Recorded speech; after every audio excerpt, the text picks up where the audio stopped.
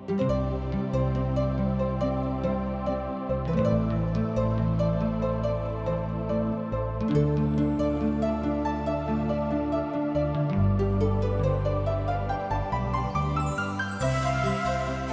शास्त्र बाइबल आध्यात्मिक मार्गदर्शन की प्रस्ताव के खजाना के रूप में भरल बा। एकर उद्देश्य सगरी मानव की इतिहास में परमेश्वर का योजना और उनकरी उद्देश्य के प्रकट करेला। पौलुस कहलन, सगरी पवित्र शास्त्र परमेश्वर की प्रेरणा से रचल गई और सिखावे, ताड़े, सुधारे और धर्म की शिक्षा खातिर उपयोगी हवे, ताकि जे केहू परमेश्वर का होखे उ कुशल से होखे और हर एगो भल काम जिंदगी खातिर सजल रहे।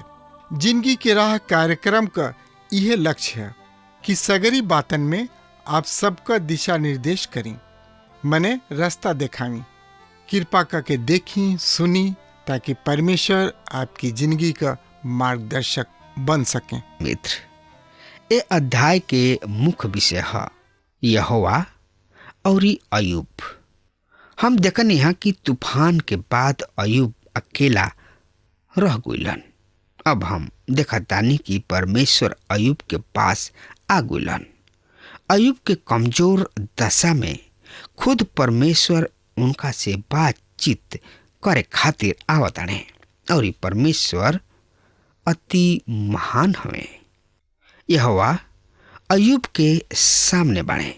एगो बढ़िया शिक्षक के निशानी ई है कि जहाँ विद्यार्थी बाणे और उ छोड़ले बाणे उ वहाँ से शुरू करेलन, ताकि जौन कुछ शिक्षक सिखावे चाहलन विद्यार्थी छात्र ओकरा के सीख सके। और प्रभु यीशु मसीह महान शिक्षक हमें आज हमनी के सिखावे चाहता है। यहाँ ध्यान दी, जब परमेश्वर याकूब के सिखा रहल बने उ हवा से शुरू करता है जहाँ उनकर मित्र उनका के छोड़ले बने लोग। आंधी तूफान आ रहल बा। परमेश्वर सृष्टिकर्ता के रूप में उनका किने आवताने उ यहाँ शुरू करके अयूब के ओह स्थान पर लेके आई हैं जहाँ उ चाहेलन। प्रभु यीशु मसीह भी इस तरीका से सिखावेलन। हम विश्वास करतानी कि प्रभु यीशु मसीह के दृष्टांत सच्चा रहे। उ ओह समय के सच्चा घटना सब रहे। उनका दृष्टांत रोजमर्रा के तरी जिंदगी में घटे वाली सच्चा घटना रहे। देखो, एगो बीज बोए वाला बोए निकलल। फलस्तीनी देश में छोट छोट सब पहाड़ी रहे। पहाड़ी राह पर चलत उ किसान के बीज बोअत देखले हुई हैं। सड़क के राज खमीर के समान बा, जेकरा के एगो औरत लिहलिस और 3 गुणा आटा में मिला दिहलस। ये भी रोजमर्रा के अनुभव है। प्रभु यीशु औरत सबके ऐसन करत देखले हुई हैं। प्रभु यीशु मसीह लोगन के साधारण रूप में सिखौले और जवन कुछ उनका के सिखावे चाहत रहन उनका के सिखौले। परमेश्वर के वचन में प्रभु यीशु मसीह के शिक्षा देवे के सिद्धांत पावल जाला। परमेश्वर के शिक्षा श्रेष्ठ बा। परमेश्वर के वचन हमरा परिस्थिति में सिखा के ओ स्थान तक ले आवेले जे परमेश्वर के सेवक ह। हम पिछला कुछ दिन के अखबार खरीद के पढ़नी और एकरा बाद वहाँ के स्थानीय जानकारी मिलेला। एकरा के हमरा प्रचार में स्थानीय जगह के तथा स्थिति के वर्णन यानी कि बखान करेला। एक खाली के चुनाव के समय कुछ प्रसिद्ध आदमी से मुलाकात भइल। हम कुछ साधारण बात बता के यह घटना के जिक्र करत रहे। ताकि माहौल कुछ हल्का बने, काहे कि लोग ए परिस्थिति में ही रहत रहन। अब हम परमेश्वर के अय्यूब के पास आके बात करत देखतानी। हम यहाँ ई बात मान लेबे चाहतानी कि अब हम किताब के ओ हिस्सा में बानी जहाँ हमनी के अपना के पर्याप्त समझतानी, या यहाँ आके हमरा ई भी मालूम नइखे कि हमरा का कहे के चाही। मित्र, त एकरा बारे में ज्यादा से ज्यादा जानकारी खातिर वह हमरा संगे आपन पवित्र शास्त्र बाइबल निकाल लिहनी। हाँ, तो ओहमे देखी अय्यूब के किताब 38 अध्याय के 1 और 2 पद एह तरी से बता रहल बा। हमरो खातिर पढ़ रहल बानी। तब परमेश्वर यहोवा अय्यूब के बवंडर में से जवाब दिहले, ई के ह जवन की सलाह पर ना समझी के बात सब के द्वारा पर्दा डालेला। प्रिय श्रोता मित्र भाई बहन, परमेश्वर अय्यूब के आंधी में से जवाब देता है, ओ तूफान में से जवन की अय्यूब पर आइल। परमेश्वर उनका के सृष्टिकर्ता के रूप में बातचीत करता है। ई के ह जवन की अज्ञानता के बात कह रहल बा, युक्ति के बिगाड़े चाहता। आगे हमने के देखे के कि अय्यूब ई बात माने चाहता है कि ऊ अज्ञानता के शब्द बोलले बने। ई एगो गंभीर पाप है। हम सोचतानी कि आज ई बात कुछ ज्यादा ही हो रहल बा। टेलीविजन में भी ई पाप हो रहल बा। ई तो कल्पना से भी अधिक मूर्खता अपूर्ण है। एकरा से तनकी सा मनोरंजन होला, पर एकरा से कोनो फायदा नहीं है। परमेश्वर कहलन के ह जे युक्ति के बिगाड़े चाहता। प्रिय श्रोता मित्र भाई बहन, एगो आदमी कहलन कि हमरा शब्द कोश बहुते पसंद है, काहे कि एकरा में कहानी सब बहुते छोट बा। ठीक बा, पर ऐसन बहुत से लोग बाणे जौन की शब्द कोश में से एने ओने से शब्द निकाल के चोरा के किताब लिख डालेलन, चाहे शब्द छोट होखे या शब्द बड़ होखे। जब तक एकरा से अर्थ ना निकलेला, ये शब्द के कोनो फायदा ना खे। मित्र, त एकरा बारे में जानकारी खातिर वह हमरा संगे अपन पवित्र शास्त्र बाइबल से देखत चली। अय्यूब के किताब 38 अध्याय 3 और 4 पद एह तरी से बता रहल बा। ध्यान से, अब पुरुष के समान आपन कमर कस ले, हम तोहरा से पूछब, तू हमरा के जवाब देबा। जब हम पृथ्वी के नेव डलनी, तब तू कहवा रहुआ? यदि तोहरा एकर ज्ञान बा त जवाब द। ई उ पद ह जेकरा के हम भू विज्ञान के हर किताब के सामने रखे चाहतानी, पर लोग हमरा के एह तरी करे ना दिहे। ए बात से कोनो फर्क नहीं के पड़े के कि ई किताब के लेखक कोनो मसीही हमें या गैर मसीही हमें, पर ई बात किताब में लिखल जाए के चाहिए। जब हम पृथ्वी के नेव डलनी, तब तू कहवा रहुआ? यदि तू समझदार बाड़ा तो जवाब द, तू कहवा रहुआ? ई एगो बढ़िया सवाल है। अंतरिक्ष में भूमंडल के टिकाए रखेला और ई पृथ्वी चलायन मान बा, घूमत बिया। ई बिना कोनो आधार के टिकल बिया, एकरा में कोनो टेक नहीं खे। हमरा तो इहो मालूम नहीं कि उत्तर में का बा और नीचे का बा। जहाँ तक भूमंडल के सवाल बा, ई कोनो एगो दिशा में काहे नहीं खे चल जात? काहे ई अपना धुरी पर ही टिकल बिया तथा अपना धुरी पर ही घूमेले।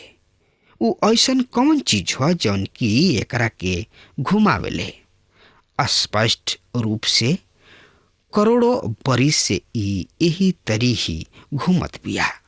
पर सवाल ई बा, तू कहवा रहुआ जब हम पृथ्वी के नेव डलनी? एक खाली हमरा के एगो भूगर्म शास्त्री उतरी औरी जानो के एगो पर्वत श्रेणी पर ले गइलन। हम सोचनी ऊ पहाड़ी है, पर ऊ तो केवल रेत रहे। हम ई समझत ना पौनी कि ई रेत उहवा काहे क के राखल गइल रहे। ऊ रेत के एक तरफ गइलन और हमरा के अस्वीकृत लट्ठा दिखौले। हम पूछनी कि ई कहवा से आइल? ऊ बतौले कि कैलिफोर्निया से आइल। हम कहनी एकरा के यहाँ के ले आइल? हम मित्र बतौले कि ई यहाँ तैर के आइल बा। यदि अब रउआ अरिजोना के रेगिस्तान के देखी तो ई कल्पना कइल भी कठिन बा कि कबहुओ यहाँ कतना पानी रहल होई जौन की एगो लट्ठा के बहा ले आइल हुई हैं। हम पूछनी ई सब कब भइल हुई? ऊ बतौले 2,50,000 बरिस पहले। ऊ ऐसन कहत रहन जैसे जब ई लट्ठा यहाँ पहुँचल ऊ वहाँ रहे। हो सकता ऊ सही होखे, हम ये बात से इनकार नहीं कर रहल, पर हम ई बतावे चाहतानी कि ऐसन बहुते लोग बाणे जौन की ई जानेलन कि करोड़ों बरिस पहले का भइल रहे। पर परमेश्वर सवाल कर रहल बाणे, जब हम पृथ्वी के नेव डलनी तब तू कहवा रहुआ? यदि तू समझदार हवा तो हमारा के जवाब द। प्रिय श्रोता मित्र भाई बहन, त एकरा बारे में और ज्यादा से ज्यादा जानकारी खातिर रुआ हमरा संगे अपन पवित्र शास्त्र बाइबल से देखत चलत चली। तो ओमे देखी ए तरी से लिखल बा के उनकर नाम ठहरावेले। का तू जाना तड़ा के ओकरा पर सूता खींचलस? उनकर नेव केकरा पर राखल गइल? ओकरा कोना के पत्थर बैठावल। अयुब की किताब स्पष्ट रूप से उस समय के है जब पवित्र शास्त्र बाइबल अन्य कोनो भी किताब ना लिखल गइल रहे।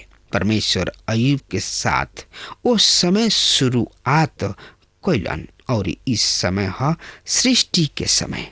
पौलुस भी जब परमेश्वर के प्रकाशन के बात कर रहल बने तो सृष्टि से ही शुरू करताने। मित्र श्रोता भाई बहन, तो एकरा बारे में जानकारी खातिर हमरा संगे अपन पवित्र शास्त्र बाइबल निकाल ली और जरा किने पवित्र शास्त्र बाइबल नहीं के वो कृपया ध्यान से सुने और जरा किने पवित्र शास्त्र बाइबल बा वो कृपया हमरा संगे निकाल ले। रोमियो के पत्री 1 अध्याय 18 से 20 पद एह तरी से बतावता। परमेश्वर से संबंधित ज्ञान मनुष्य सब पर प्रकट बा, काहे कि परमेश्वर उनका पर प्रकट कैले बने। ऐसे परमेश्वर के प्रकोप मनुष्य सब के सब अभक्ति और अधर्मिकता पर सड़क से प्रकट होला, काहे कि उस सत्य के अधर्म से दबा के रखले बने। काहे कि जगत के सृष्टि से ही परमेश्वर के अदृश्य गुण, अनंत सामर्थ और परमेश्वरत्व उनकर रचना के द्वारा समझे जाके स्पष्ट दिखाई देला। ऐसे उनका किने कोनो बहाना नहीं है। यहाँ ई बात महत्वपूर्ण बा। परमेश्वर जैसे सृष्टि के द्वारा परमेश्वर अयुब से बात करत रहन, वही तरी दूसरा लोगन से भी करत रहन। उस सृष्टि के अतना करीब रहन कि केहू नास्तिक ना रहे। एकरा विपरीत उ ऐसन सृष्टि से अन्य चीज के पूजत रहन। उस सृष्टि के ना पर सृष्टि के आराधना करे शुरू कर दिहले लोग। रोमियो के पत्री 1 अध्याय में संत पौलुस यह बात कह रहल बने। हम ए हिस्सा में ई बात नहीं की करे चाहत, यहाँ पर ये सृष्टि के बात हो रहल बा। जेकरा में हम और रउआ रही न जा। जैसे पौलुस कहलन कि सृष्टि परमेश्वर के बारे में उनकर सामर्थ, उनकर बुद्धि के बात कर रहल बने। सृष्टि परमेश्वर के महिमा के वर्णन कर रहल बिया। प्रभु तू कतना महान बड़ा। जब परमेश्वर कहलन, जब ऊ मनुष्य बात करेला, हमनी के इहे जवाब मिली, ऊ सृष्टि करता हमें। और उनका मालूम बा जौन की मनुष्य ना जानेला।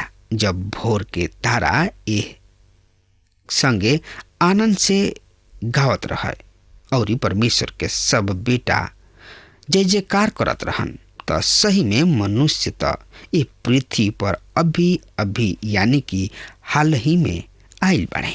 मनुष्य के पृथ्वी पर आवे से पहले स्वर्ग में आनंद रहे। यदि रउआ उनकर बेटा हई तो रउआ जिंदगी में आनंद हुई। परमेश्वर चाहलन कि रउआ आनंद मनाई। हमार बाबू परम पिता परमेश्वर और उनकर बेटा प्रभु यीशु मसीह के धन्यवाद होखे। आशीषित के अर्थ आनंद। परमेश्वर आनंद हमें और ऊ चाहलन कि रउआ भी आनंद मनाई। हम विश्वास करतानी कि आज प्रभु यीशु मसीह के आनंद रउरा जिंदगी में आवे, काहे कि ऊ ई चाहलन सोचलन का कुछ रोचक पद। 38वां अध्याय हमनी के भूतकाल में परमेश्वर के सृष्टि के विषय में बतावले। 29वां अध्याय में हम परमेश्वर के स्वभाव सृष्टि के संभाले वाला के रूप में देखे के ई प्रकाशन है जौन की वर्तमान में सृष्टि के विषय में बता रहल बा। मित्रता एकरा बारे में जानकारी खातिर रुआ हमरा संगे आपन पवित्र शास्त्र बाइबल निकाल लिहनी तो हाँ ओह में देखी अयुब के किताब 39 अध्याय 1 पद एक तरह से बता रहल बा। सुनी, का तू जाना तड़ कि पहाड़ पर के जंगली बकरी कब बाचा देले? का तू हरिणी सब के बाचा देली सा? तब का तू देखत रहेला? जब हिरणी सब बाचा देली सा त का तू देखत रहेला? प्रिय श्रोता मित्र भाई बहन, परमेश्वर प्रकृति के परमेश्वर हमें ई बात संसार में ऐसे होला काहे कि परमेश्वर एकरा के होके देले। बिना परमेश्वर के इस सृष्टि मुँह जाई, कुछ भी ना चल पाई। कोनो मौसम, वसंत ऋतु, गर्मी, पतझड़, सर्दी या आंधी तूफान ना चली बिना उनका मर्जी के, और ना ही अंतरिक्ष में कोनो हलचल हुई। सृष्टि में सब कुछ थम जाई बिना सृष्टि कर्ता के। यही बात के परमेश्वर अय्यूब के बता रहल बने। परमेश्वर यहाँ महानता के बता रहल बने। प्रिय श्रोता मित्र भाई बहन, अब हमार समय खत्म हो रहा बा, तब तक खातिर रुआ हमरा के आज्ञा दी। परमेश्वर रुआ के बहुते बहुते आशीष दी। हमके विश्वास बा कि ई कार्यक्रम आप सब खातिर फायदेमंद सिद्ध भइल हुई। हम चाहतनी कि आप सब अपन अपन आशीष हमरों से बांटी।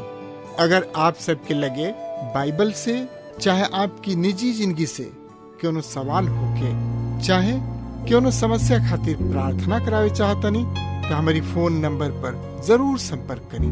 परमेश्वर आप सबके बहुत आशीष प्रदान करें और आज का दिन आप खातिर सुखद बनावे।